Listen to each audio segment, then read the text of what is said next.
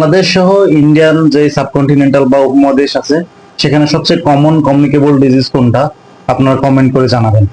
তো আপনাদের কাছে একটা কোশ্চেন হলো, কতদিনের এক নাগাড়ে জ্বর বা কাশি থাকলে আপনি সন্দেহ করবেন যে আপনার সেই পরিচিত বা আপনার যক্ষা হতে পারে?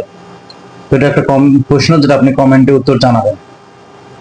তো দীর্ঘদিন ধরে যদি কারো জ্বর এবং কাশি থাকে এবং জ্বরটা সবসময় সন্ধ্যার সময় আসবে এবং সকালের দিকে চলে যাবে, এটা যদি থাকে তাহলে মনে করতে হবে যে তার যক্ষা হয়েছে। এমন অনেক রোগী আসে যাদের প্রতিদিন সন্ধ্যার সময় জ্বর আসবে এবং সকালে সেরে যাবে, এবং যখন জ্বর সারবে তখন ঘাম সহ জ্বরটা সেরে যাবে। তো এটা একটা যক্ষার লক্ষণ। এছাড়াও শরীরে ওজন কমে যাবে, দিন দিন ক্ষুধা মন্দা হবে, আগে 50 কেজি ওজন ছিল এখন 40 কেজি ওজন হয়ে গেছে, তাহলেও বুঝতে হবে যে যক্ষা হতে পারে। এছাড়া খাওয়ার অরুচি হবে, খাইতে পারবে না, খাবার দেখলেই একটা কেমন যেন লাগবে।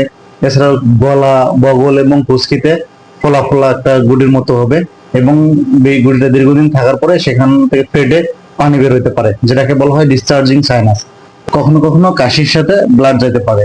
তো এই লক্ষণগুলো যদি আপনার মধ্যে থাকে তাহলে আপনি অবশ্যই প্রথমে যে টেস্টটা করবেন সেটা হলো যক্ষার টেস্ট করা। যদি কাশি থাকে তাহলে আপনার কফ পরীক্ষা করবেন, আর যদি কাশি না থাকে, ফোলা থাকে বা ডিসচার্জ বের হয় তাহলে সেখান থেকে টিস্যু নিয়ে পরীক্ষা করে দেখতে হবে যে আপনার যক্ষা আছে কিনা। যক্ষা থাকলে ভয়ের কিছু নেই, সরকার থেকে ওষুধ সাপ্লাই দেওয়া হয়, সেই ওষুধগুলো খাইলে আপনার যক্ষা পুরোপুরি নির্মূল হবে। ধন্যবাদ সকলে, ভালো থাকবেন, সুস্থ থাকবেন।